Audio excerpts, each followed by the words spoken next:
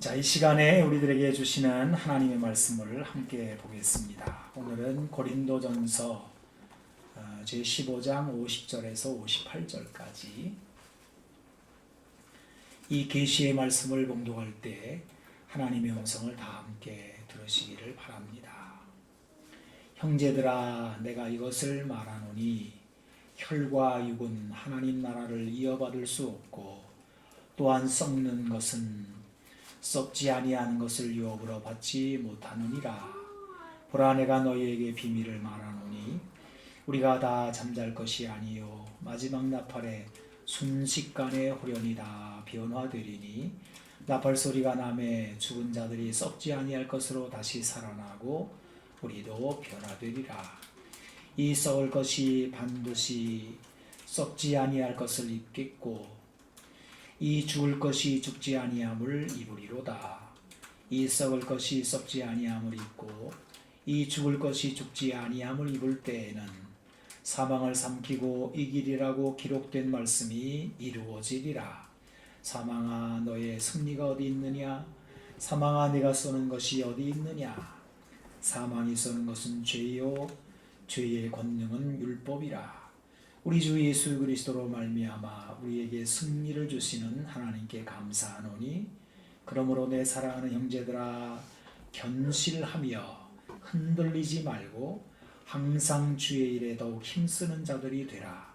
이는 너희 수고가 주 안에서 헛되지 않은 줄 알미라. 아멘. 여러분, 2020년도 시작이 되면서 이 강단에서 하나님 말씀을 선포할 때, 지난주 첫 주일에는 우리 살렘교회가 하나님의 행진, 그 행진 가운데 있다, 우리의 행진은 하나님의 행진이다 하는 이제 말씀에 그 말씀을 함께 나누었습니다. 이제 오늘 말씀은 주의 일, 주의 일, 우리 교회가 하는 일. 교회는 뭐 건물을 말하는 게 아닙니다. 우리가 교회인데 여기 앉으신 여러분들이 하는 일이 주의 일입니다. 세상 일이 아니고 주의 일인데, 이 주의 일, 올 한 해 동안 주의 일을 어떻게 하면 좋을까 하는 그 내용의 말씀을 이제 드리려고 합니다. 교회는 뭐 재직회도 하고, 뭐 규모 있는 교회는 뭐 당회, 재직회, 뭐 공동회, 여러 회의들이 있습니다. 또 여전도회 회의도 있고요. 다 주의 일을 하겠다고 모여서 의논하고 일들을 합니다. 그런데 말씀이 없이, 하나님의 뜻을 분별함이 없이 일들을 막 한다고 할 때, 말은 주의 일이지만 결국은 자기 일을 다 해버리고 마는, 그래서 다 썩어버리는 그런 일들이 있는 겁니다. 그래서 제가 오늘 이 말씀에 들어가기 전에 여러분, 제가 함께 나누는 이 말씀에 경청해 주시기를, 다른 생각하지 않으시고 하나님 오늘 나에게 뭐라고 말씀하시나 하는 이 내용들을 잘 귀담아 들으시기를 간곡히 부탁을 드립니다. 제가 오늘 말씀을 함께 나눌 때 시편의 말씀을 좀 생각하고 시작하려고 합니다. 시편 39편 4절로 7절인데요. 제가 읽어보겠습니다. 여호와여, 나의 종말과 연한이 언제까지인지 알게 하사 내가 나의 연약함을 알게 하소서. 주께서 나의 날을 한 뼘 길이만큼 되게 하심에 나의 일생이 주 앞에는 없는 것 같사오니, 사람은 그가 든든히 선 때에도 진실로 모두가 허사뿐이니이다. 진실로 각 사람은 그림자같이 다니고 헛된 일로 소란하며 재물을 쌓으나 누가 거둘는지 알지 못하나이다. 주여, 이제 내가 무엇을 바라리요? 나의 소망은 주께 있나이다. 아멘. 제가 참 좋아하는 시편이기도 한데요. 여러분, 지금 읽은 이 시편이 귀한 것은 두 가지입니다. 하나는 우리의 삶에 대한 솔직한 파악입니다. 이게 살면서도 뭐가 뭔지 정신없이 그냥 이리 왔다 저리 왔다 열심히는 사는데 죽는 일인지 사는 일인지 헛된 일인지 의미 있는 일인지 이것도 모르고 뭐 헛되다고 생각하지만은 또 중요하다고 생각하지만 이렇게 막 살아가는 경우가 많거든요. 생각 좀 하고 살자. 그런데 이 시편은 우리 인간을 연약함, 한뼘, 그림자, 허사, 헛된 일 이런 단어를 사용하면서 우리 인생의 일들이 얼마나 이렇게 그 미약한지를 정직하게 정의를 하고 있어요. 그런데 둘째, 그러면서도 허무주의나 낭망에 빠지지 않고 소망을 이야기합니다. 이제 내가 무엇을 바라리요? 나의 소망은 주께 있나이다. 여러분 어떻게 이럴 수 있을까요? 한편으로는 허사임을 파악하고 또 한편으로는 소망을 말하는 것이 어떻게 가능할까요? 이것이 바로 하나님 앞에 서 있는 사람들만의 가치입니다. 저는 이것을 오늘 본문인 고린도서를 통하여 함께 생각해 보려고 합니다. 우리는 오늘 고린도전서 15장을 읽었는데 아주 유명한 말씀입니다. 이걸 부활장, 소망장 이렇게 말하기도 하는데요. 근데 때로는 너무 유명한 말씀이라서 문제가 되기도 하는데 이 고린도전서 15장이 그래요. 그래서 이거를 부활절 때만 이거를 인용을 하거나 이제 그러는 겁니다. 마치 여러분 집에 가면은 제일 비싼 그릇, 좋은 그릇을 찬장 깊은 곳에 넣어두고 어쩌다 한 번씩 꺼내서 쓰는 것 같이 고린도전서 15장을 대하게 됩니다. 하지만 예수님의 부활과 우리의 소망인 이 부활의 말씀은 기독교 신앙의 전부라고 해도 과언이 아닙니다. 부활의 소망은 우리의 삶 전체에 매일 매순간에 녹아들어야 할 그런 말씀입니다. 왜냐하면 이것 때문에 우리 삶이 허무로 가느냐 아니면 소망으로 가느냐 하는 게 판가름되기 때문입니다. 자, 그런데 이 고린도 교회에도 이제 그 문제가 생긴 거예요. 너희 중에 어떤 사람들은 어찌하여 죽은 자 가운데서 부활이 없다 하느냐, 이렇게 사도 바울이 지적을 하는데 이 고린도 교인들 중에 부활이라는 게 뭐야? 그런 건 없어. 이렇게 됐단 말이에요. 근데 만약에 부활이 없다 그러면 어떤 일이 발생하느냐? 사도 바울은 이렇게 말을 해요. 만일 죽은 자의 부활이 없으면 그리스도도 다시 살아나지 못하셨으리라. 그리스도께서 만일 다시 살아나지 못하셨으면 우리의 전파하는 일도 그것도 헛것이요. 다시 말합니다. 교회가 하는 일 모든 게 다 헛거라는 거예요. 또 너희 믿음도 헛것이며 너희가 여전히 죄 가운데 있을 것이며 또한 그리스도 안에서 잠자는 자도 망하였으리래.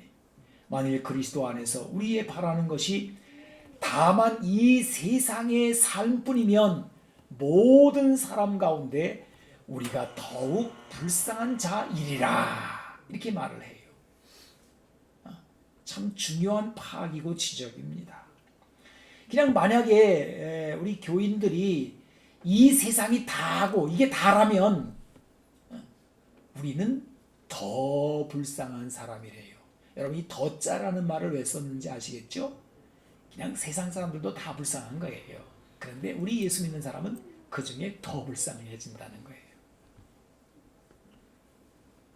여러분 아까 시편을 읽었는데 인생에 대한 정직한 평가라고 했잖아요. 연약함, 그림자, 허사, 헛된 일. 사실 세상에는 그런 겁니다. 그래서 대단한 성공을 거둔 것 같은 사람도 결국은 진실로 모든 게 허사뿐이다 이렇게 돌아가는 거거든요. 여러분 엊그제 세상은 넓고 할 일을 많다 하는 사람이 돌아가셨어요. 그분이 얼마나 대단한 일을 얼마나 대단하게 벌였는지 뭐 난리가 났었습니다. 그런데 참으로 쓸쓸하게 세상을 떠났어요. 허사뿐입니다.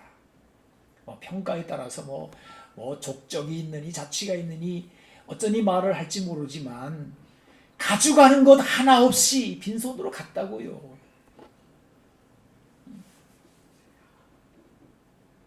결국은 허무함이 모든 것을 다 삼켜버리는 거예요. 그런데 그 허무한 게 다 살펴버려도 일생이 한 100년쯤, 길면 100년쯤 사니까 그 100년 속에 누리는 일락들이 있지 않아요? 시집가고 장가가고 땅 사고 집 짓고 권력을 누리고 뭐 사업하고 누리는 맛있는 거 먹고 뭐 이런 자랑들이 많은 거예요. 내일 죽더라도 오늘 잠시 누리는 죄악의 낙이 있는 거죠. 그런데 우리 예수 믿는 사람들은 그런 거 안 하는 거예요. 그 죄를 안 지으려고 일락들을 멀리하며 경건에 힘쓰며 살고 있는데, 만약에 이 세상이 다라면, 부활의 소망이 없다면 세상 사람들보다 그 사람들 100년이라도 누리지 않느냐 말이에요. 그것도 없다면 우리는 더 불쌍한 자일이라 이러는 거예요. 맞잖아요, 그죠? 얼마나 우리가 한심한, 우리 교인들이 얼마나 한심한 인생이 되느냐 말이에요. 근데 사실은 우리들도 그런 생각을 안 하는 건 아닙니다. 아유, 내가 교회만 한다니 말이야. 오늘도 친구들하고 놀러 가서 재밌을 텐데 말이야. 뭐 나이트 클럽에 가서 말이야. 그 재밌다는 거 한번 해보고 싶은데, 어떤 사람 그러더라고요. 내 예수만 안 믿었으면 말이야, 그냥 사업에서 막 속이고 막 그냥 돈 좀 긁어 모을 텐데, 뭐 이런 사람도 있더라고요. 근데 이런 고민을 우리만 한 게 아니라 시편의 한 사람도 고민을 했더라고요. 그게 시편 73편입니다. 거기에 이런 고민을 해요. 볼지어다 악인들이라도 항상 평안하고 재물은 더욱 불어나도다. 못된 놈들이 더 잘 산다는 거예요. 더 재밌게 산다는 거예요. 뭐 근심도 없이 살아가는 것 같아요. 내가 내 마음을 깨끗하게 하면 내 손을 씻어 무죄하게 한 것이 실로 헛되도다. 나 왜 이렇게 살았냐. 그런데 그 다음에 이 시인이 이것 때문에 고민을 많이 하다가 이렇게 말을 해요. 내가 어쩌면 이를 알까 하여 생각한즉 그것이 내게 심한 고통이 되었더니 하나님의 성소에 들어갈 때에야 그들의 정말을 내가 깨달았나이다. 주께서 참으로 그들을 미끄러운 곳에 두시며 파멸에 던지시니 그들이 어찌하여 그리 갑자기 황폐되었는가. 놀랄 정도로 그들은 전멸하였나이다. 내가 이같이 지음에 무지함으로 주 앞에 짐승이 오나 내가 항상 주와 함께하니 주께서 내 오른손을 붙드셨나이다. 주의 교훈으로 나를 인도하시고 후에는 영광으로 나를 영접하시리니 하늘에서 주 외에 누가 내게 있으리요 땅에서도 주밖에 내가 사모할 리 없나이다. 내 육체와 마음은 쇠약하나 하나님은 내 마음의 반석이시요 영원한 분기시시라. 무릇 주를 멀리하는 자는 망하리니 음녀같이 주를 떠난 자를 주께서 다 멸하셨나이다. 하나님께 가까이 함이 내게 복이라. 내가 주 여호와를 나의 피난처로 삼아 주의 모든 행적을 전파하리이다. 그랬어요. 자, 이렇게 이제 깨달아 가는 거예요. 이게 사실 신앙생활의 진수죠. 그래서 여러분, 우리도 이렇게 지나다가 교회 다니고 하나님 믿는다고 손해보는 건 너무 많지 않아? 이렇게 생각하다가 아니야. 저 멸망하는 사람들을 봐. 대단하다고 하는 그 사람들이 저 종말에 찍는 마침표들을 봐. 그런데 나는 아무것도 가진 것 없는 것 같지만 하나님을 바라보니까 하나님께서 계획하신 너무나 많은 그 유업들이 있는 거예요. 이런 거를 생각하니까 이게 내가 불쌍한 자가 아닌 거예요. 내가 얼마나 복받은 자인지를 알게 되는 거예요. 세상 사람들이 우리를 볼 때는 아이고 저것들 한심한 것들 이렇게 재밌는 것도 못 누리고 말이야. 맨날 교회나 다니고 말이야. 나는 절대로 교회 붙들리지 말아야지. 내 멋대로 살아야지. 뭐 이러고 하지만은 그러나 여러분 우리에게는 하나님이 준비하신 영원한 소망, 부활의 소망이 기다리고 있습니다. 우리는 더욱 불쌍한 자들이 아니라 더욱 지혜로운 자들인 것입니다. 아멘. 왜냐하면 우리가 사는 이 세상의 삶에서 무엇이 헛된 일인지 무엇이 참된 일인지를 분별할 수 있게 되었을 뿐만 아니라 또한 그 부활의 소망이 참된 소망이기 때문입니다. 아멘. 오늘 고린도전서 15장 50절은 이렇게 말을 해요. 형제들아 내가 이것을 말하노니 혈과 육은 하나님 나라를 이어받을 수 없고 또한 썩는 것은 썩지 아니하는 것을 유혹으로 받지 못하느니라. 그래서 여러분 이거를 잘 이제 분별하는 게 지혜거든요. 지혜라고 하는 거는 이 머리 똑똑해서 그냥 약삭 바른 거를 말하는 게 아니에요.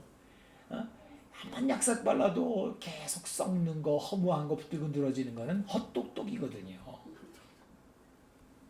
무엇이 썩는 것이고 무엇이 썩지 않는 것인지를 분별하는 것이 진정한 지혜입니다. 자, 그럼 여러분 물어보겠어요. 이 지혜를 우리는 어떻게 알게 되었을까요?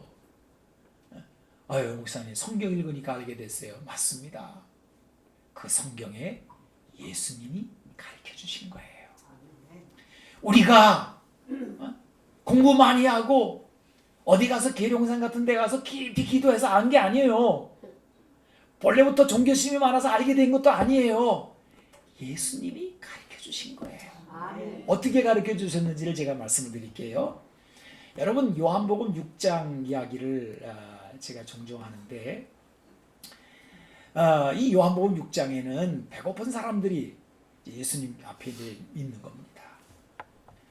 뭐 적지 않게 모였어요. 뭐 남자만 5,000명이라고 그러니까. 근데 이게 먹을 게 하나도 없는데 예수님이 그들에게 풍성한 양식을 먹이셨습니다. 오병이어 놀라운 이적입니다. 깜짝 놀랄 만한 일을 하신 거예요.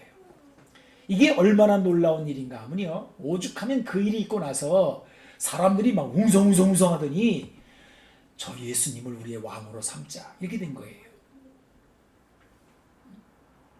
이게 작은 일이 아닙니다.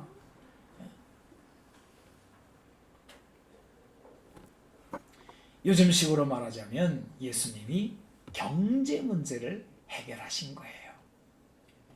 항상 요즘에 제일 큰 문제가 뭐냐, 지금 정권의 제일 큰 문제가 뭐냐 하고 조사해 보게 되면 항상 넘버1이 뭔지 아세요? 일자리 경제 문제예요. 이년보다 더 이게 강해요. 어느 나라나 다 똑같아요. 그런데 예수님이 배고픈 사람들 다 먹이셨다고요. 그러니까 그 사람들이 그냥 예수님을 그냥 붙쫓은 거예요. 예수님은 그냥 갑자기 사라지셨거든요. 야, 거기 그 인기 있는 자리에 사람들의 열화와 같은 환호를 받지 않으시고 그냥 잠적해 버리셨다고요. 그랬더니 사람들이 막 그냥 예수님을 수소문을 하는 거예요. 어디 계시는 거예요? 어디 계시는 거야 이분이? 그래가지고 막 찾다가 아마 어렵사리 예수님을 찾은 것 같습니다. 가버나움인가 어딘가에서 찾자마자 뭐라고 그러는지 아세요? 랍비요, 언제 여기 오셨습니까? 이게 무슨 말이냐면요, 아니 이렇게 떠나가시면 어떡합니까? 이 볼멘 소리를 하는 거예요. 예수님으로 세상의 양식을 풍족히 얻어먹은 사람들이 하는 소리입니다. 그런데 이때 예수님이 그들에게 대단히 중요한 말씀을 던져요. 오늘 우리가 붙들 말씀입니다. 요한복음 6장 27절. 자, 여러분 너무 귀한 말씀이니까 우리 같이 한번 읽어봐요. 썩을 시작. 썩을 양식을 위하여 일하지 말고 영생하도록 있는 양식을 위하여 하라. 이 양식은 인자가 너희에게 주리니 인자는 아버지 하나님께서 인치신 자니라. 아멘. 네, 여러분요 자막 좀 내버려 두시고요. 너무 중요한 말씀이니까요. 우리 주님 말씀하십니다. 썩을 양식을 위하여 일하지 말고 영생하도록 있는 양식을 위하여 하라. 정말 천금 같은 말씀이 주어졌습니다. 여러분 얼마나 많은 사람들이 썩을 양식을 위해서 그 삶을 허비합니까? 얼마나 많은 기독교인들이 교회에 와서 하나님을 찾고 예수님을 찾지만 썩을 것을 위하여 예수님을 찾고 있는가 생각해 봅니다. 결국은 썩고 말 헛된 일을 위하여 그토록 바쁘게 예수님을 찾아다녔던 성경의 사람들처럼. 그런데 예수님이 그 사람들한테 이렇게 말을 해요. 너희가 나를 찾는 거는 표적을 본 까닭이 아니요 떡을 먹고 배부른 까닭이로다. 이 육신의 양식 그것 때문에 나를 이렇게 찾은 거지. 그런데 내가 너희들을 먹인 오병이어는 그건 표적이야. 그 안에는, 여러분, 이 표적이라는 말은요, 그 안에 뭔가 중요한 의미를 담고 있다는 뜻이에요. 예수님이 우리에게 주신 그 육신의 양식 속에, 그 떡과 고기 속에 표적이 담겨 있는데, 단순한 육의 양식에 그치는 것이 아니라 이것을 먹고 나서 이제는 예수님이 주시려고 하는 영원한 양식, 썩지 않은 양식을 구하라라는 것이에요. 그리고 그것을 다른 이가 아니라 누가 준다고요? 예수님이 그것을 주시겠다는 거예요. 예수님은 우리에게 육신의 양식뿐만 아니라 영원히 썩지 않을 양식을 우리에게 주신다는 것입니다. 자, 여기까지가 이제 요한복음 6장 27절까지 말씀인데요. 그러면 내가 너희들에게 이 썩지 않을 양식을 주겠다. 나는 하나님께로부터 내려왔다. 뭐 이렇게 말씀을 하시면 그 다음에 나오는 6장 28절에는 이렇게 나와야 되는 게 아니에요. 그럼 주님 빨리 그걸 주세요. 이렇게 돼야 되는 거 아니에요? 그런데 성경은 이렇게 이어집니다. 요한복음 6장 28절에서 29절은 이렇게 이어져요. 그들이 묻되 우리가 어떻게 하여야 하나님의 일을 하오리이까? 예수께서 대답하여 이르시되 하나님께서 보내신 일을 믿는 것이 하나님의 일이니라 그래요. 여러분, 요 말씀에서 잠깐 멈추어서 좀 머리를 좀 이렇게 생각을 해봐야 돼요. 썩는 양식을 위해 일하지 말고 썩지 않는 양식을 위해서 하라. 근데 사람들이 어떻게 하나님의 일을 할까요? 너희들이 나를 잘 믿어야 돼. 이렇게 이어진단 말이에요. 여기 난데없이 하나님의 일이 등장을 합니다. 그리고 예수님은 하나님이 보내신 일을 믿는 것이 하나님의 일이라고 말을 해요. 자, 그럼 여러분 정리를 해볼 수 있어요. 하나님의 일이라고 하는 것은 이제까지 이야기한 썩지 않는 양식을 위해 일하는 것입니다. 이 세상의 모든 일들은 대부분 다 썩는 일들이에요. 근데 하나님의 일만큼은 썩지를 않아요. 왜요? 하나님은 썩는 분이 아니시잖아요. 생명의 하나님이시잖아요. 그리고 이것은 어떻게 나타났어요? 부활이라고 하는 소망으로 역사에 주어졌단 말이에요. 교회는 그 부활의 소망 가운데 서 있는 단체인 것입니다. 여러분, 하나님의 일, 그리고 오늘 고린도전서 15장에는 주의 일, 하나님의 일, 주의 일, 얼마나 멋있어요 이게. 왜 성경은 썩지 않는 양식을 말씀하시다가 하나님의 일이라는 말씀이 나올까? 왜 성경은 부활의 소망이라는 썩지 않는 영생의 소망을 이야기하다가 주의 일을 꺼내느냐? 이 소망을, 하나님의 소망을 가진 사람들은 우리가 살고 있는 이 세상에서 하나님의 일을 이제 할 수 있다는 그런 뜻이 되는 것입니다. 뭐 꼭 그렇지 않은 사람들도 있었어요. 여러분 성경에 보면 데살로니가서라는 책이 있는데, 이 데살로니가 이제 지명 이름입니다. 거기서 이제 교회가 세워졌는데, 그 교회 교인들에게 부활의 소망을 전하고 예수님을 전해서 예수님 믿었는데, 그 교회는 무슨 문제가 생겨났냐 하면은 예수님이 곧 오신데 이제 우리 부활된대. 그러니까 세상 일을 다 내려놔 버렸어요. 아무 일도 안 하고, 주님 오시는데 뭐 일은 해서 뭐해? 그냥 입 딱 벌리고 감나무 밑에서 감 떨어져 기다리는 것처럼 그냥 이런 거 아무것도 안 하는 거예요. 그래가지고 이제 이 데살로니가서를 보게 되면 사도 바울이 그거 아니지. 부활의 소망을 가진 사람들은 주님이 언제 오실는지에 대해서는 그건 우리가 알 바가 아니고, 주님이 이제 오실 날은 상당한 기간이 있을 것 같은데, 역사가 진행돼 나갈 텐데 그 기간 동안에 우리는 일해야 돼. 썩지 않는 일을 해야 돼. 하나님의 일을 해야 돼. 이제 이렇게 말을 하면서 그래서 이 데살로니가서에는 이런 표현들이 자주 나와요. 일하기를 힘쓰라. 게으른 자를 권계하라. 심지어는 이렇게 말해요. 일하기 싫거든 먹지도 말게 하라 그래요. 그래 여러분 그 데살로니가서에 유명한 말씀들이 나와요. 항상 기뻐하라. 쉬지 말고 기도하라. 범사에 감사하라. 그게 항상 범사에 쉬지 말고 이 말은 뭐냐면 우리들의 일상의 삶 전체를 말하는 거거든요. 근데 항상 기뻐하라. 쉬지 말고 기도하라. 범사에 감사하라. 요 세 가지만 말하는데 사실은 그 앞에 하나 더 있어요. 뭐라고 말하냐면 항상 선을 따르라 그래요. 이 말씀이 먼저 나오는데 데살로니가 후서에 한 번 더 받아요. 그 선을 행하다가 낙심하지 말아라 그래요. 여러분 여기 선은요 썩지 않는 일, 하나님의 일, 바로 교회가 하는 일을 말하는 거예요. 우리 교회에서 일하다가 우리가 세상 속에 살고 있기 때문에요 낙심하기가 쉬워요. 목사인 저도요 교회를 하다가 주일 하다가 낙심할 때가 있다고요. 여러분은 왜 없겠어요? 어떤 때는 막 짜증이 나고 신경질이 나고 막 이건 내가 해야 돼 말아야 돼 이럴 때도 있어요. 그런데 사도 바울은 낙심하지 마라 그래요. 이거는 썩지 않는 일이야. 하나님의 일이야 라고 말하는 거예요. 여러분 이것은 고린도서도 마찬가지입니다. 이 고린도 교인들은 데살로니가 교인들과 조금 다른 양상이에요. 데살로니가 사람들은 주님이 금방 오실 텐데 일을 해 뭐해 이렇게 됐는데 고린도 교인들은 아예 부활은 없어 이렇게 된 거예요. 여러분 부활의 신앙이 흔들려 버리니까 이 고린도 교인들의 현재의 삶 전체의 질이 확 떨어져 버렸어요. 어떻게 떨어졌는지 아세요?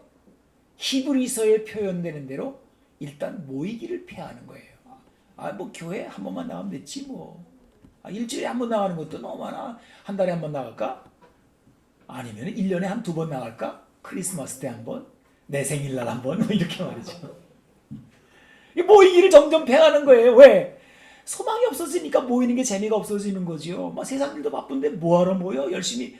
나 바빠 죽겠어. 다 썩어질 일 속으로 그냥 끌려 들어가는 거예요. 그리고 또 어떤 현상이 벌어져요? 세상에 나가버리니까 그냥 자기보다 예수를 안 믿는 사람 중에 자기보다 더 되는 것 같은 사람들이 눈에 보이는 거예요. 더 돈도 많이 벌고 더 좋은 집을 사고 막 더 자녀들 좋은 대학 보내고 이렇게 막 보이는 거예요. 그래서 아이고 부럽네. 나는 교회에 다녔지만은 하나님이 이런 복도 안 주시고 말이야. 이렇게 돼버리는 거예요. 그리고 나서 나도 돈 벌어야 돼. 그러고는 거기에 빠져드는 거예요. 그리고 더 나아가서 주의 일에 낙심이 되면서 이제는 교회 일에 대해서 불평이 생겨나기 시작하는 거예요. 이거보다 더 나쁜 게 뭔지 아세요? 이 세상에서 인정받겠다는 공명심에 빠지면서 교회 와가지고 큰 죄하고 교인들끼리 서로 다투고 분열하고 육신의 열매를 맺는 삶으로 가버리는 거예요. 한마디로 부활의 소망이 약해지거나 사라지게 되면 기독교인의 생활 전체가 가라앉고 세상 사람들보다 못한 삶의 질이 되어버리는 겁니다. 여러분 그래서요 이 소망이 대단히 중요해요. 부활의 소망이 얼마나 중요한지 몰라요. 우리 주님이 다시 오시는 재림의 믿음이 중요한 것입니다. 근데 이 소망의 믿음은 지금 살고 있는 내 삶과 삶을 괴리시키지를 않아요. 오히려 지금 사는 삶을 더 충실한 하나님의 일, 주의 일로 이끌어 나가게 된단 말이에요. 이 예수 믿고 난 다음에 이 세상에 살고 죽기 전까지의 우리들의 삶을 베드로 사도가 재미있게 표현을 했어요. 이걸 뭐라고 했냐면 육체의 남은 때라고 표현했습니다. 이것은 이 세상을 사는 그리스도인들의 삶을 말하는데 이때는 사람의 정욕을 따르지 않고 하나님의 뜻을 따라 육체의 남은 때를 살게 하려 함이라라고 베드로전서에 이야기를 하고 있습니다.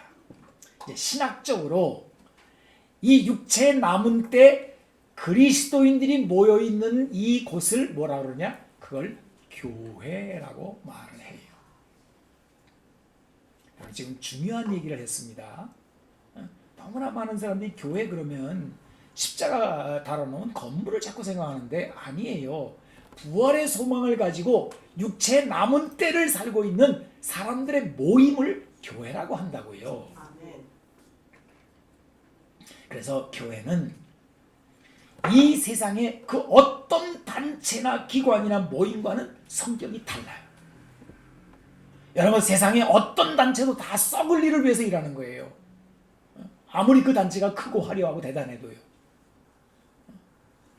그런데 교회는 주님의 재림, 부활의 소망을 기다리면서 주의 일, 하나님의 일, 썩지 않는 일을 위해 존재하는 모임인 것입니다. 조직신학자인 김동건 교수님이 교회란 무엇인가를 다음에 4가지 표식으로 이야기합니다. 잘 들어보세요. 교회란 뭐냐? 여러분, 교회란 뭐냐에 대해서 많은 신학자들이 얘기를 했습니다. 근데 이제 이분이 한 얘기를 한번 들어보세요. 첫째, 교회는 그리스도에게 의존한다 그랬어요. 그래서 그리스도가 계신 곳이 곧 교회다 이럽니다. 근데 놀라운 거는 예수님이 계시는 곳이 교회인데 역으로 교회가 있다고 해서 항상 거기 예수님이 계신 건 아니래요. 현실의 교회가 종종 그리스도를 떠나는 우울을 범한다는 겁니다. 이때 교회가 자신이 주체라고 여기거나 교회 주인이라고 교만할 때 교회는 위기에 빠지게 된다는 거예요. 그래서 교회를 교회답게 만드는 것은 사람에게 있지도 않고 건물에게 있지도 않고 어떤 것에도 있지 않고 오직 그리스도에게 있다 그러는 거예요. 그럼 둘째, 교회는 하나님의 나라를 향한다 그랬어요. 교회가 세상 속에 그냥 가만히 그냥 서 있는 게 아니에요. 그냥 우리가 모여서 오늘도 모이고 내일도 모이고 이렇게 하는 게 아니라 어느 방향으로 가고 있다는 거예요.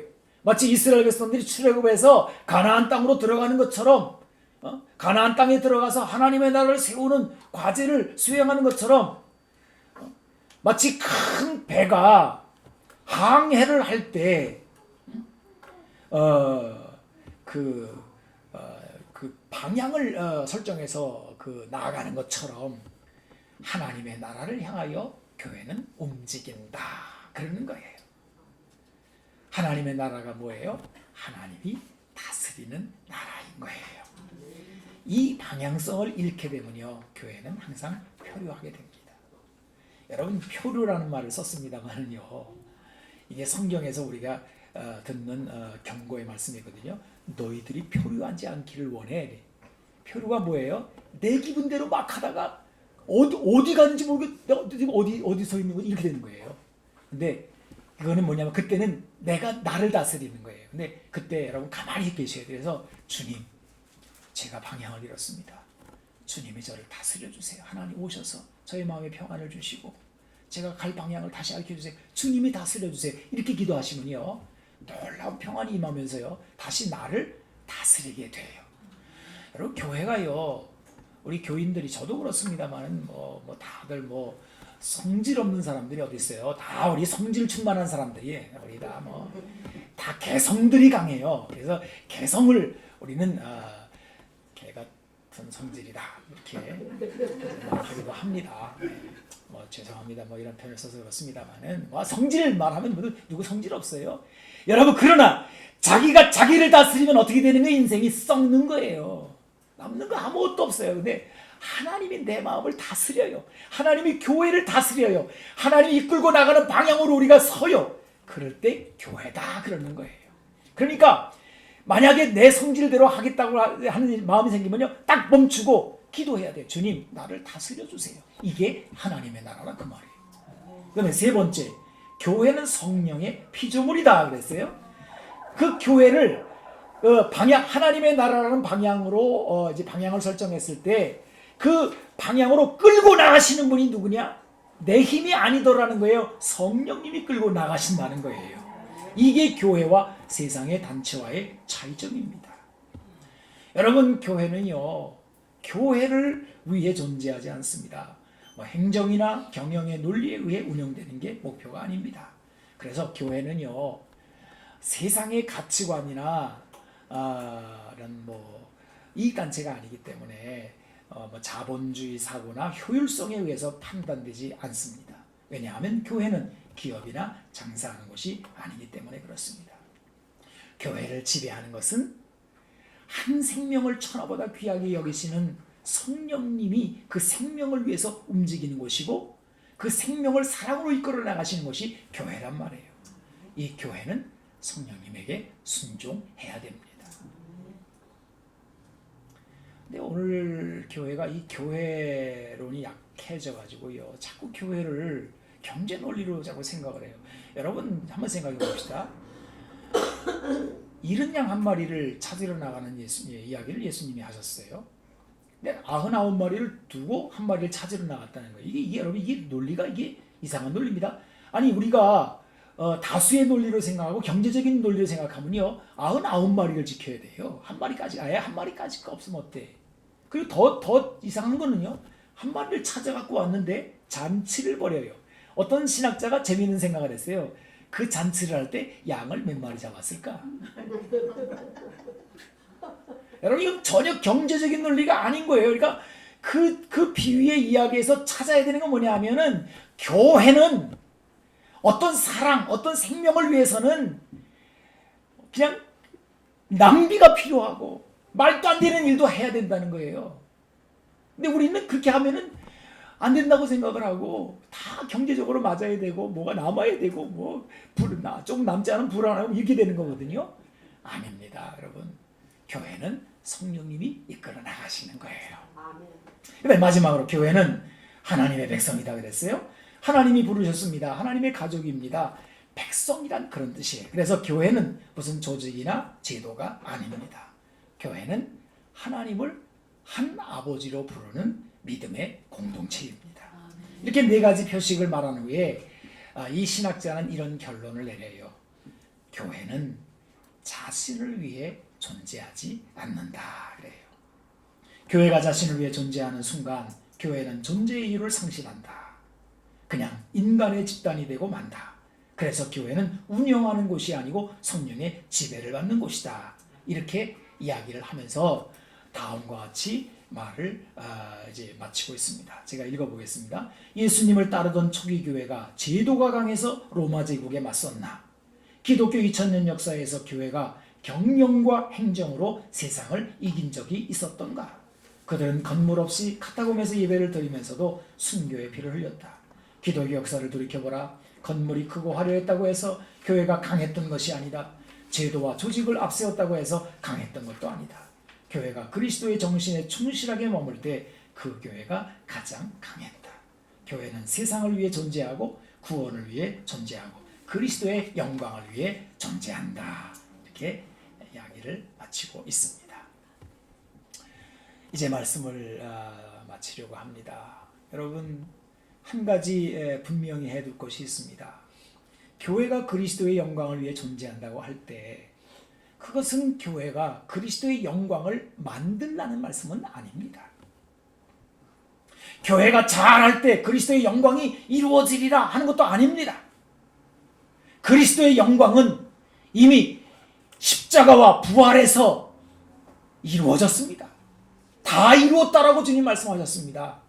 우리가 보탤 게 하나도 없어요. 보탤 수 있는 것도 아닙니다.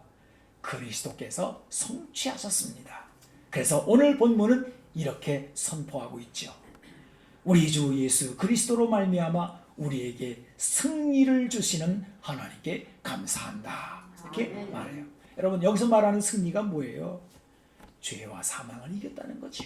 세상을 이겼다는 거죠. 마귀의 권세를 이겼다는 거예요. 그리고 그 이김을 예수님 혼자만의 이김이 아니라 우리 교회에게 주셨다는 거예요. 이제 우리가 할 일은 뭐냐 하면 그 이김, 그 영광을 우리가 가졌으니 이제는 뭐라고 말해요? 그러므로 내 사랑하는 형제들아, 견실하며 흔들리지 말고 항상 주의 일에 더욱 힘쓰는 자들이 되라. 이는 너희 수고가 주 안에서 헛되지 않은 줄 알미라. 이렇게 된 거예요. 견실하며 흔들리지 말라. 이 말씀은 그 자리에 서 있으라 그 말이에요. 그 자리를 고수하라는 뜻입니다. 그 믿음의 자리에서 움직이지 말라는 말씀입니다. 그래야 우리는 주의 일을 계속 하게 됩니다. 믿음이 흔들리면 주의 일도 흔들리고요. 우리의 수고도 다 날아가 버립니다. 낙심하게 되면 그냥 구경꾼 돼요. 구경꾼 되다가 나중에는 하나님의 무대에서 다 사라지고 말아요. 그리고 우리는 주님 앞에 서게 되겠죠. 그래서 주님은 우리의 삶을 물으실 거예요. 너에게 주어진 시간들을 네가 어떻게 했느냐 라고 물으신 주님 앞에서 우리가 대답할 날이 오게 될 것입니다. 하지만 이제 우리는 믿음, 부활의 소망, 썩지 않는 양식을 먹고 그 자리에서 견실하며 흔들리지 않고 서 있게 되었습니다. 이제 우리는 더욱 주의 일에 힘쓰게 되는 거예요. 그냥 억지로가 아닙니다. 주의 일이 자랑스럽고 주의 일에 신실하게 쓰임받기를 즐겨 순종하는 대로 나가게 되는 것입니다. 이게 교회인 거예요. 여러분, 제가 이제 목회자로서 오늘 우리 살렘교회에 이제 비전을 좀 나누겠다 그랬잖아요. 목사 따로 교인들 따로 이렇게 따로 논다 이런 말을 하는데 그러면 안 되거든요. 여러분들이 잘 그 목회자의 이 비전에 대해서 경청을 하고 목사님이 하나님의 일을, 주의 일을 어떻게 이끌고 나가시려고 기도하고 준비하고 있나, 이런 생각들을 이제 제가 오늘 말씀에서는 원리적인 말씀들을 했고요. 이제 우리 재직회 할 때는 그런 이야기들 이제 같이 나누겠지요. 그러면요, 경청하시고요, 같이 위해서 기도하고 믿음을 갖고, 그리고 만약에 하나가 되지 않으면 하나가 될 때까지 기도하고, 이렇게 기다리고, 급할 것도 없고 섣부를 것도 없어요. 여러분, 주님의 일은요, 주님이 항상 그래요. 네가 작은 일에 충성했으니 큰 거로 맡겠다 그랬거든요. 그러니까 하나님의 일은 큰 일도 없고 작은 일도 없어요. 대단한 일을 한다고 주님이 와, 너 대단했구나 그렇게 감동하실 것도 아니에요. 주님은 신실한 것을 보시겠다는 거예요. 거기까지 갈 때까지 우리 자신을 하나님이 다스려 주시고 우리 마음에 평안을 주시고, 그래서 꿋꿋하게 견실하며 흔들리지 말고 주의 일에 힘쓰는 자들이 되라.